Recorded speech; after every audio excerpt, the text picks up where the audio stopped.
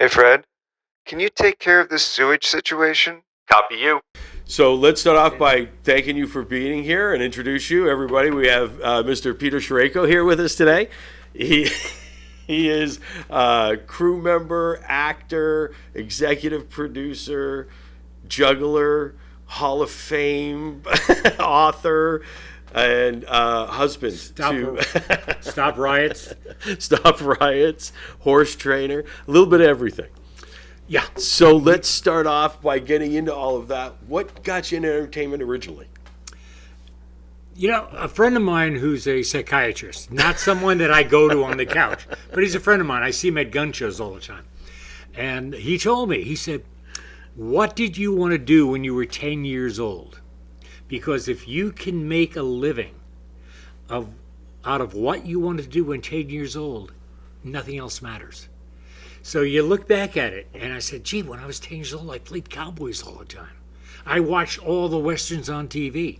I remember Rin Tin Tin was on, and I always told my friends, I'm going to be on Rin Tin Tin. I want to do this. I want to do that. And then, of course, you know, high school was sports, baseball, and football. And then after that, I figured, well, what do I do in life? I don't know. So we were in the middle of the Vietnam War. I joined the service.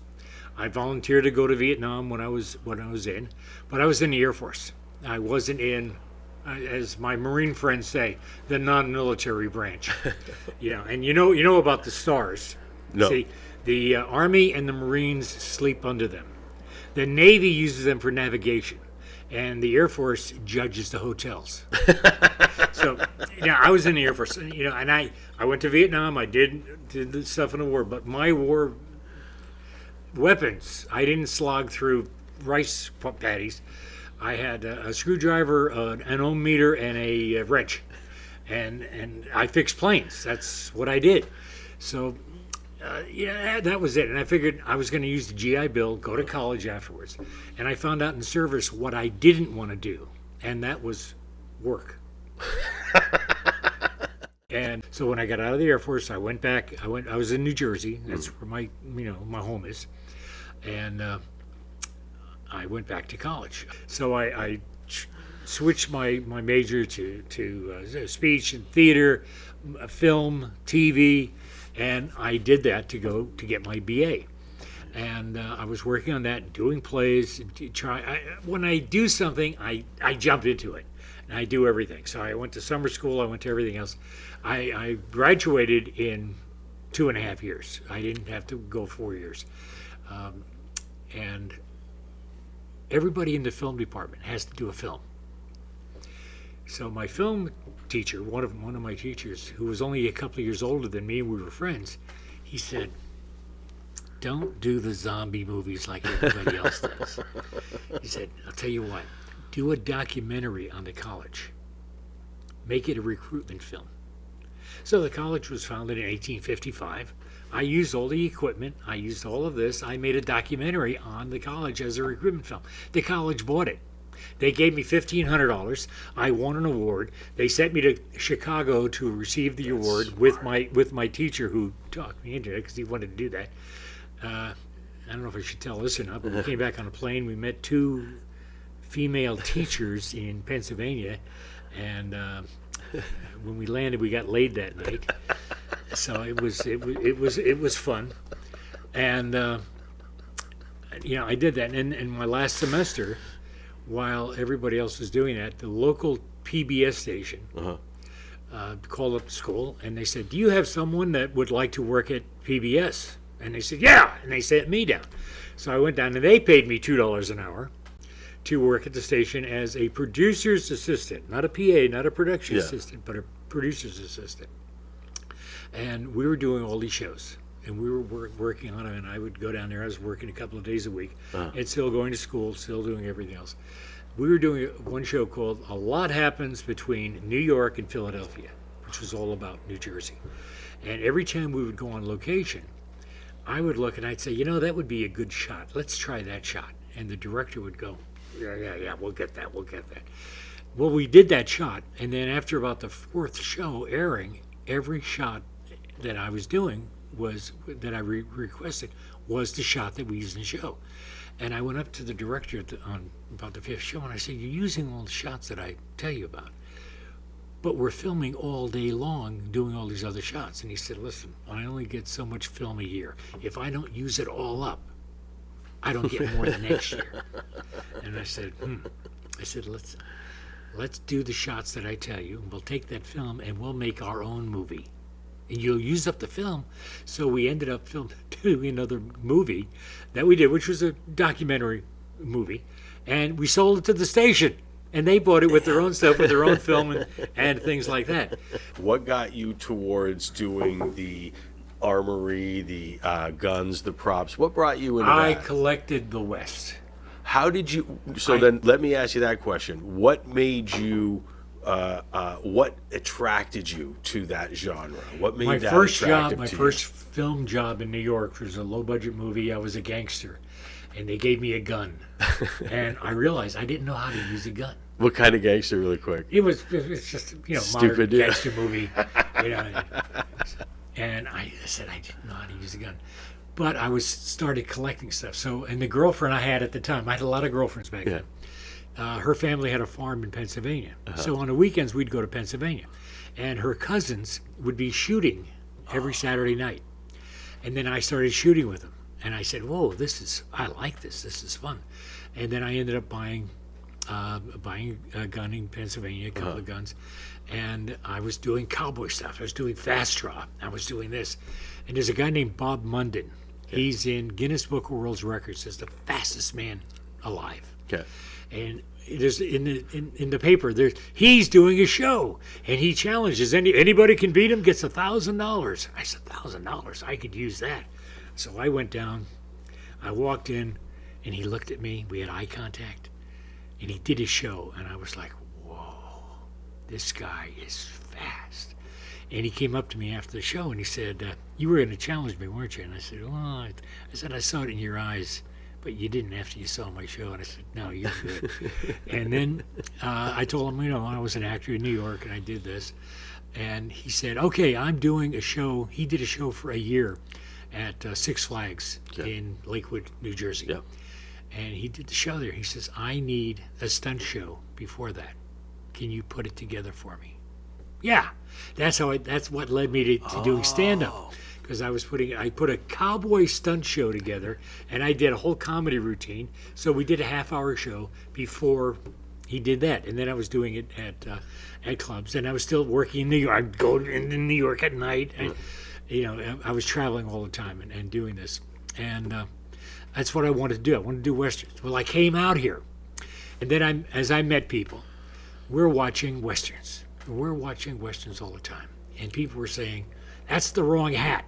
That's the wrong gun. That's the wrong gun belt. That's the wrong saddle." And westerns are terrible. Westerns made in the 60s and 70s, terrible. The wrong stuff. They're still terrible. And I was collecting all this stuff.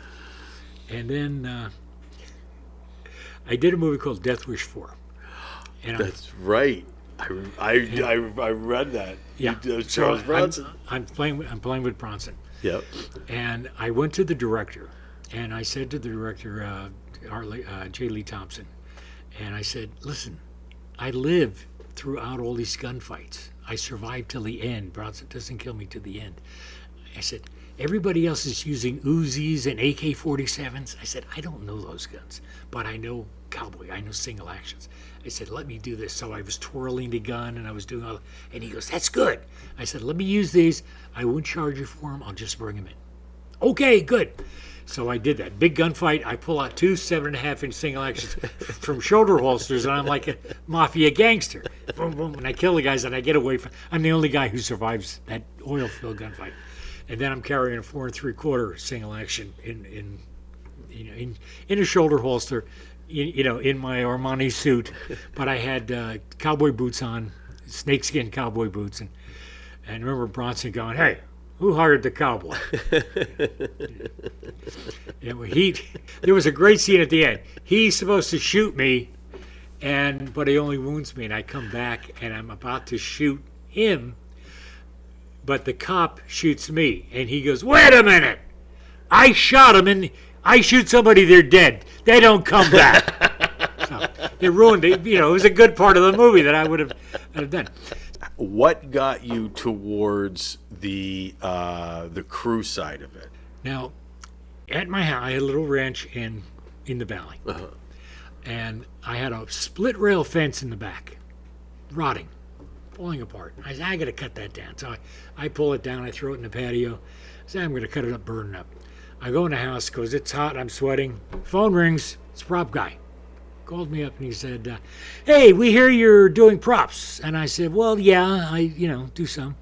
He goes, I'm looking for a rotting split rail fence. I said, got one. And he goes, and we need about 40 feet of rusty barbed wire. So across the street from me was a dam, and it was owned by the city, and it had a chain link fence, and on top of the chain link fence, 3 strands of barbed wire. And I said, how much do you need? He goes, 40 feet. I said, yeah, no problem. I get my little wire clippers, go across the street, clip, clip, clip, roll up 40 feet of barbed wire. They came in a half hour, picked up the rotting fence, picked up the barbed wire. 2 days later, they brought it back, and they gave me $250. And I said, this is a good job. Now, when I first started in the business, and people are saying, listen, when you make money, when you start making money, you have to invest in a business. Yeah, you have to invest in a laundromat. And a laundromat is a business that makes the quarters when you're not there. At the end of the week, you pick up all the quarters and you can pay your bills. Yep. So I said, all right, I'll do the rental business. I'll start at renting my stuff. So that was 89 when I did that. And then I started a business. I got an FFL, Federal Firearms License, for the guns, because you need one of those to rent the guns. Yep. And I started accumulating props, set dressing, costuming. I've seen it up on the ramp. It's like Quonset huts of Quonset huts. Prop guys and set guys come to me to rent stuff. It's amazing. And they it's a go, set in itself. If ISS, History for Hire, and Hand Prop Room put all their Western stuff together, it would equal about 25% of what I have. Oh yeah. But I don't do. It was amazing. I don't do 1950s diner. No. I don't do a doctor's office. I don't do a lawyer. I do the West. You saw it was like an 1860 hand washing machine or something. Yeah. I was like, oh my God. You're like, well, I had more than one. I was like, oh my God. Like, it was amazing how much you had. And I keep on getting more. I keep on buying more. What was the project, or what was the big project that you feel was like the turning point of when you really started to go into rentals? It was a slow start, and everything I have is all paid for. Okay. See, companies keep on calling me. Well, they're calling you now. Probably. Again, the laundromat, and all my friends, we were complaining about Westerns, and I was collecting the West. And by 89, I said, everybody complains, but nobody does anything. I'm going to do something. I'm going to create a company that puts the right stuff in movies. So I created the Buckaroos, which are guys that they're horseshoers, they're gunsmiths, they make chaps, they make hats, they do things, they do saddles, they horse train. I said, I can do a movie, but I can't. But if I have you to help me, we can make it better. So no matter how good your movie is, we can make it better.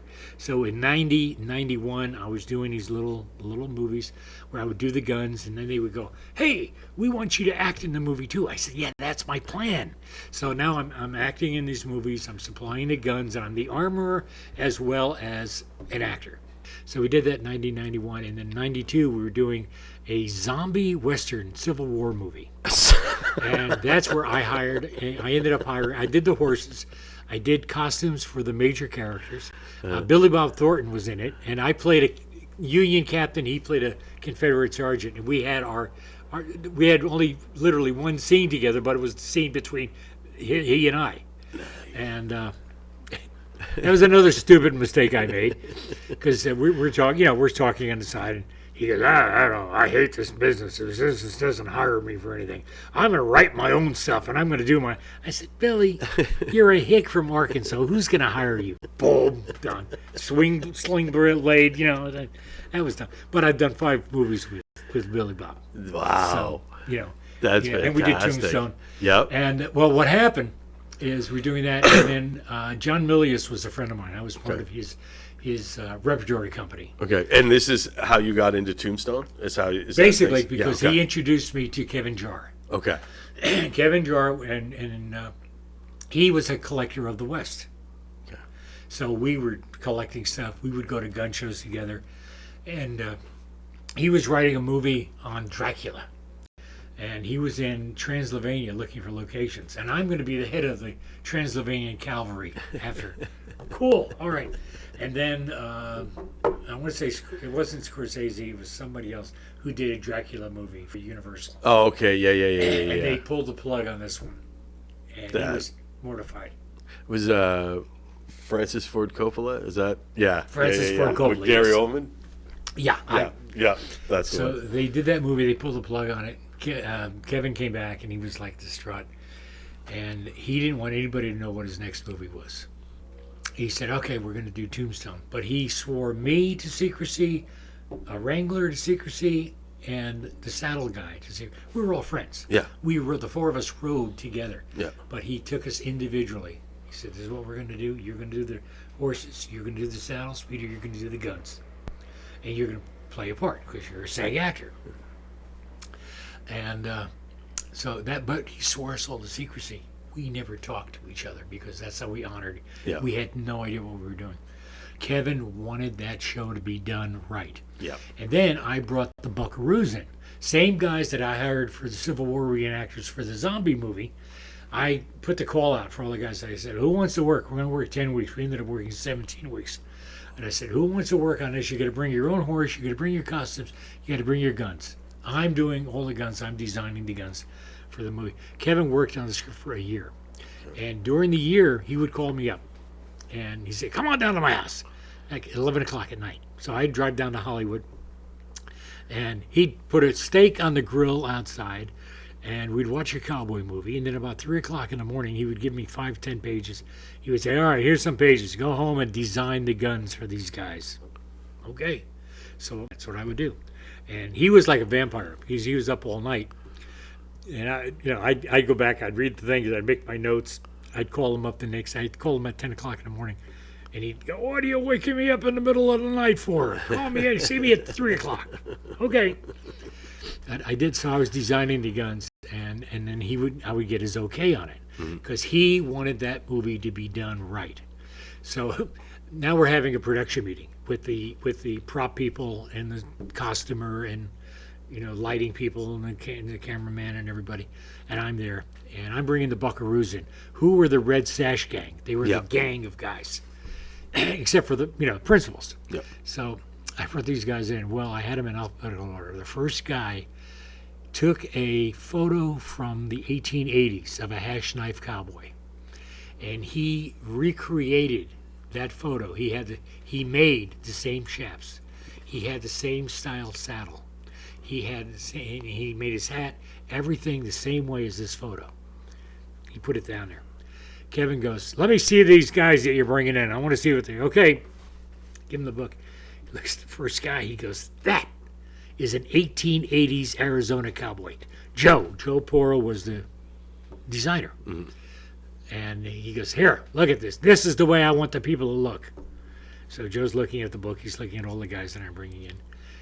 Comes up to me after the meeting. He goes, "Where did you get this photo from? It looks, I got it." I said, "It's not a photo. It's one of the guys I'm bringing in." He goes, "I can't have the extras looking better than the principals. I can't do that. You've read stories about there was no costumes left. He had to go to England. He had to do this." I said, "Don't worry about it." One of my Buckaroos, one of his wife, was a seamstress she had a company called Island Girl, and she was making all the clothes for the cowboy shooters. So I said, "Joe, we got a guy." She made 400 shirts for the movie. Oh, wow. I was dealing with Stetson all the time, so I got Stetson to make 200 hats for us in this period style. I had guys that made the chaps. I knew all the boot companies, so I ordered and the spur companies. I got all that stuff, and I just gave it to Joe. And then I was designing all the guns, and we had a guy with Kevin was so he wanted, this is what I want, this style, this is what I want for this character, for that character. And so we had a guy who was the brother of the Wrangler who was making all the gun belts. Oh, okay. So he was making all the gun belts to Kevin's, way, yeah, that's what I want. Then I would take them all and put the gun in, and then that's how that all came about. That's arguably one of the best ensemble casts of a Western or anything going. What was one of the most memorable scenes you remember shooting on that? Kevin, I don't want to say anything bad about anybody. No. Kevin was a great writer, a great collector of the West, and one of the worst directors around. Now we were friends. We were friends for 3 years before we did that movie. He made me paranoid. Oh. Paranoid. Kurt Russell and I were doing a scene. I'm giving lines to Kurt Russell. We're trading lines. Cut. Peter, come here. And he takes me over on the side. He said, I want you to say this. And I go, I am saying that. And, no. And he would give me a line reading. And I said, no, I'm saying that. We do it. 4 takes. Cut. Peter, come here. 5th take. Cut. Kurt, come here. And I'm going, oh my God, he's telling Kurt Russell I don't know what I'm doing. No, he was telling Kurt Russell how to do his lines. I didn't know that.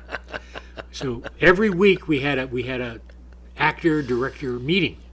So we're all sitting at the hotel in this room, and Kevin's talking about how wonderful the movie's going. And Michael Biehn raises his hand and he said, Kevin, stop giving me line readings. I can't act the way you're telling me to do that. You're taking it away from me. And I was like, and I turned around and I looked, and Dana Delaney was sitting between us. Yeah. And Dana turned her head. We had eye contact, and I looked at her and I said, I thought it was me. She goes, no, it's all of us. And I went, well, that was good. But then Kevin got fired because that's what he was doing. And then Kurt Russell literally directed the movie. And because I did the guns, I brought the buckaroos in, I made most of the costumes, I was Kevin's, he was the president, I was his cabinet. What happens when you bring a new president in? Hey! Yeah. It wasn't until a couple of years later when everybody kept on seeing Tombstone and Disney finally realized that, wait, I was the guy who brought everything in. Wait a minute, give him more credit, because they didn't give me any credit while we were making the movie. Afterwards, John Fasano came in to as a rewriter. And when we finished the movie and it became successful and it beat Kevin Costner's movie and it beat Geronimo and all these other movies, they wanted to do a sequel. They wanted to do a prequel. They wanted to do how Wyatt met Doc and things. So we're going to do Dodge City. So Disney calls John Fasano. He says, can you write Dodge City? Yep, I can do that. So he writes Dodge City, calls me up. John and I had done 4 movies with him. As he was a director, or he was the writer or producer on the show. I did a couple of TV shows and a couple of movies. So John and I were friends. Yep. He called me up. He said, hey, we're going to do Dodge City. I'm writing this. You are doing everything again. I said, great. He said, I'm going to get the script. He got the script over to Disney. A month goes by. 2 months go by. I'm talking to John. I said, John, is that White Lightning? Is that White Lightning? This? Yeah. No, it's his water. That's not moonshine. I'm sorry, I thought it was shine. I call up John and I'm talking to him. I said, John, what's happening to Dodge? I'm all ready. I got the script broken down. I got everything. He goes, I don't know. Let me call Disney. So he calls Disney, and the guy from Disney, and I don't know who his name is, John says, hey, I sent you a script on Dodge City, and I'm waiting to hear from you. He said, yep, I have the script right here on my desk. We haven't opened it. He said, why not? He goes, well, we don't want to be sued, and we commissioned a script on Dodge City. He said, you idiot, that is the script you commissioned. That guy got fired, whoever he was. New guy came in, and what happens when a new guy comes in? Goes into turnaround. We don't want anything he had his hands on. Yep. So it's a turn. So we never did Dodge City, which would have been a great movie with Val meeting Kurt and Texas Jack was there and things. And of course, I was better in this movie because they cut all my lines out of Tombstone. That's another story. Do you feel with the events that have happened recently on sets or anything like that, do you feel that combustible weaponry are going to become obsolete within our business? I would say in 5 years, AI is going to take over everything. So AI is going to be totally different, everything that we do. But yeah, there's still, even though that might happen, there still needs to be gun safety and all of that. That's why I wrote the book. Funny Which you is should why ask. I'm bringing it up. Will you see like that setup? I have a new book coming out. Get out of town. It's in the printers right You now. are getting- The what? publisher is sending it out. I don't have it yet. When this airs, I just ordered 100 copies. It's called I can make Prove them It Safe? all around. Prove It Safe. Tell Gun me about safety it. in the movies. I put everything in the book on how to cover everything. From live ammunition to blanks to dummies, the procedure. They wanted everything on the Baldwin incident. Uh-huh. I go through a whole deal on how to do it, and what to do, and if they followed my instructions, nothing would have ever happened. I've done guns on so many movies, and we have had no accidents because I'm very safe and it's very easy. Most people in the industry, they're not gun people, so they're afraid of guns.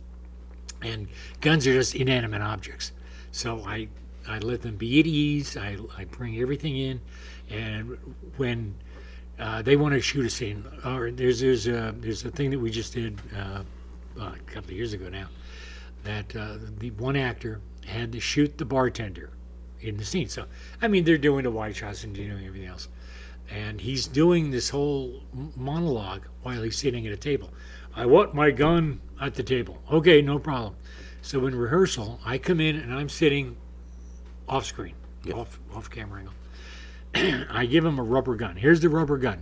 You're going to pick the gun up. You're going to point it at the bartender, who's not going to be there when he actually shoots. Yeah. Okay, boom. All right. Now we're going to do the scene. I want the gun sitting here, and the director says he wants the gun sitting there, and I want to have dummy rounds in it, which is what they had on the Baldwin thing, supposedly dummy rounds, but they accidentally loaded a live round. I said, okay, I load 6 dummy rounds in. Before I give it to him, before I do anything, I have everybody, okay, you see I loaded 6 dummy rounds. I point the gun at the ground, and I fire it 8 times.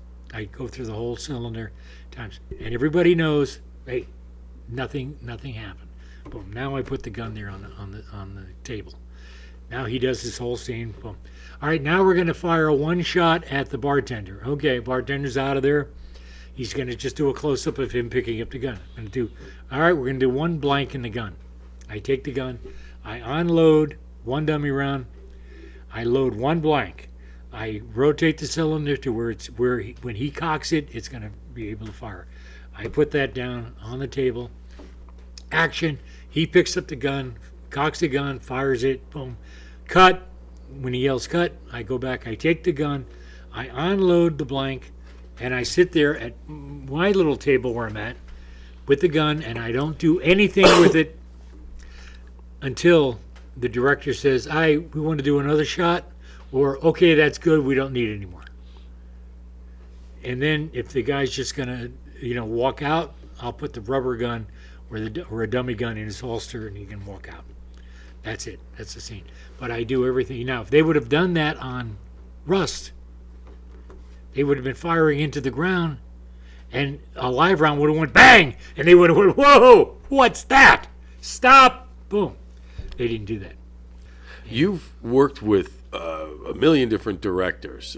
What is one things you've picked up to be a good crew member or be a good producer from them? I treat every show like a chess game. I'm 5 moves ahead of what they need. I don't wait for someone to tell me, oh, we need this. I already have it. And I'm 5 moves ahead. I look at the call sheet. I look at, here's the shots that were going on. And I prepare for all of those shots they're there. And if we're doing guns on the thing, I have all of that stuff ready because something will happen. Oh, we can't do this shot right now. The light's not right. We're gonna have to do this shot over here. And okay, can you go back? No, it's right here. I got it. And this is I have 4 interns working for me right now from a college, and they come out and this is the one thing I tell them: be 5 moves ahead of what they need. Don't worry about it. If you're ahead, you don't have to wait. And I see a lot of crew guys, they don't do anything until somebody tells them what to do. And I don't want to do that. I said, please, be ahead. You know your job. Be ahead with that job. But I will go that one step further, and I will give you others. I will give you choices. Yeah. That's why I write the books on things. I will give you choices. Here is, this is what you want. Okay, this is not actually correct, but here is what correct. Here is what is correct, and I'll give you that. I try to make it work for you. If you could go back in your whole career and relive one day on a set, which day would it be? I don't know. They were all that good? They're all good. Yeah. I love being on. I love doing what I do. One of my things in my future, which I'm looking at a 10-year thing, but people are saying, start it now. Do it now. You're old. I'm not the young kid anymore. I don't ride like I did 20 years ago. I want to make a museum. So my thought is this: have one 30 by 30 building, a room as a saloon, as a general store, as a house, as a bedroom, as a living room, set up that way so that the people walking through can see what these places actually look like. In context instead of just the piece. If you film them, you can, you have the cameras down the center aisle filming each scene. You go from place to place to film things. You have a cowboy bunkhouse. You have a miner's cabin. You have whatever. And with a 30 by 30 building, you have enough room to put a camera in there, film this way, film that way, and I want a sliding wall. But you do that on 3 sides. So can you imagine how many different stationary sets you can have that are dressed? And I can dress them all. Yeah, I know you with can. I've period seen it. stuff. I've seen it. So that's what I want to do. What do you feel makes a Western genuine? Or what do you need to bring to the table to make a Western genuine? I have 5 rules. 5 rules. First one is the story. Okay. The story has to be great. It has to bring you in. It has to make you want to say, what happens next? What is the story? Second one are the characters. You have to vision as an audience member, what would I do in that situation? You want to bring yourself into that major character or the secondary character or whatever, but you want to make sure that everything's good. So the characters are really important. Third one is the director. The director has to get out of those actors what he wants. When I look at, and I read all the time. When I read stories about directors that I like Hitchcock or John Ford. John Ford had an actor one time, oh, you're off tomorrow. And he told his first AD, take him out tonight and get him drunk. So they get out, they drunk, they take him back to the hotel at 3 o'clock in the morning, 4 o'clock in the morning. He's passed out, he's been 6 o'clock in the morning, they're knocking on his door. Hey, we need you on set now. Because he was hungover, and that's what John Ford wanted. He wanted that look of the guy. John Milius, who I worked with as an actor, we were doing this movie, and he wanted a reaction from the main character, and he couldn't get the reaction from the main character. So he brings me in on set, and he said, listen, you're going to sit over here, and when he says this word, I want you to slam this thing down. Okay? So the actor, gets that word, and I slammed the thing down. Yeah, jumped up and he reacted to it. That's the reaction I wanted. But he couldn't get it because he was acting. Yeah. So, I look at actors like that. Peckinpah, Sam Peckinpah. He did that thing. Ben Johnson, great guy. He was a friend of mine. Absolutely wonderful horseman. greatest horseman in Hollywood. Great guy. He's doing. Somebody better help me. he was doing it. He was doing this movie, and in one of the scenes, he was supposed to be in this big water tank with some Mexican girls, and he didn't want to do it because he was a very religious guy, and he didn't want to. So Peckinpah got him drunk. When you're drunk in Vino Veritas, he's in there, and the scene is he's grabbing the girl, and he's having a great time. But that's to me is director. He knows what he wants to get out of the actors, and he has the ability to get them out. And then the fourth thing, in my opinion, of Westerns is the West. Nowhere else in the world are there so many natural wonders as there are in the American West. From the Grand Canyon to all of these Monument Valley to all of these other places in Utah, the Redwood Forest here, the Badlands up in Dakota, Yellowstone Park, the Arizona desert, California desert. Nowhere else in the world has so many natural wonders that are beautiful. Yeah. And if you do a show and you feature these places, that the place becomes a character in the movie. Nice. It lets you see something. And then the fifth thing is what I do. You got to put the right stuff in. Don't put a 92 Winchester in for the Army, that the Army didn't have 92 Winchesters. They didn't use them. I've seen them in here's the cavalry, and they're using, that didn't exist. They didn't use it. Why are you're ruining the image to what the people are looking for? And that's why in Geronimo, that was a John Milius, that John didn't do the movie. He was going to do the movie. He read the script. And of course he contacted me, Peter, I want you to do all of this. So in the movie, one of the characters, I researched him, he's the main character. I can't think of names. He had an 1873 rifle and a 5.5-inch single action Colt. So I went out and I bought an 1873 rifle made in 1881, and the single action Colt 5.5 was made in 1885. So this character was going to carry guns that were not only the correct ones the character had, but made before the movie. The movie takes place in 1886. Geronimo, when he surrendered in 1886, had an 1881 Marlin that he surrendered. I went out and I bought an 1881 Marlin. That's what he's going to. Now, in the movie, because Milius didn't do the movie, I didn't do the movie, the character I'm talking about had a 66 carbine, which is an Italian-made gun. They're good guns. I put them in movies all the time, but it's not what the real person used. Geronimo turns in a 73 Winchester, not what the real Geronimo turned in. Because, again, one of the things that goes wrong is preparation. They don't give people enough time to prepare, or they don't hire the right people. That you just do a World War II movie, and you finished and you wrapped, and now they say, hey, you're going to do an 1873 movie. What do I have to do? You just did a space movie. You just did Star Trek. Now again, prop guys, set guys, they know what to do. Yep.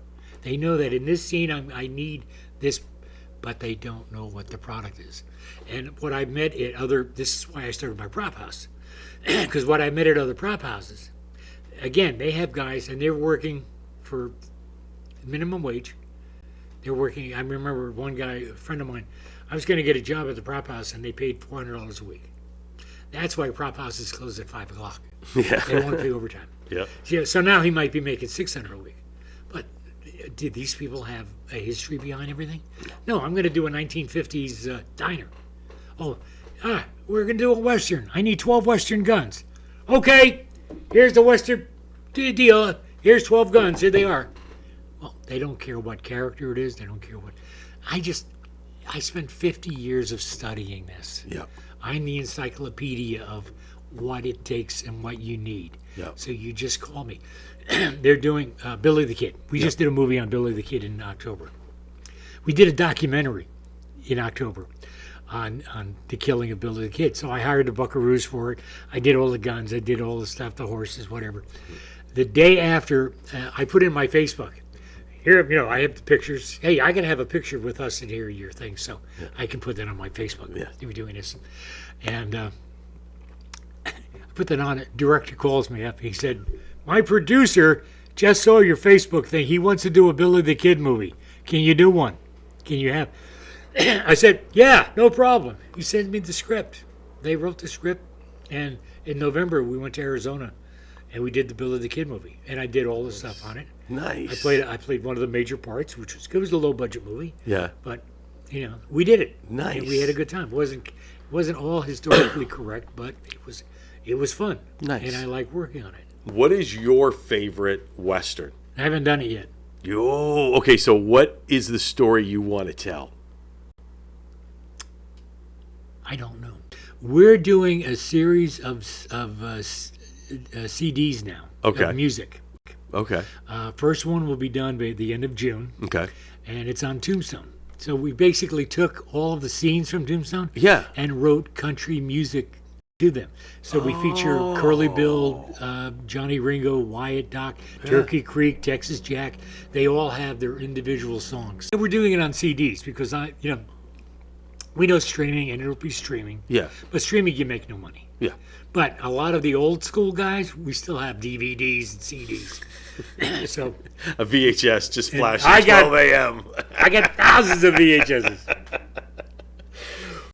Of all the movies that I've did the research on you with and stuff like that, the one that you were executive producer on is also one of the ones that is very... Bone Tomahawk. It's what a freaking storyline. How did that Freaked storyline... me out when he split the guy in half. I'm watching and I was it. there. I'm watching this thing, and it's like, oh, I got a Kurt Russell Western going on. This could be fantastic. Flicking on his stuff.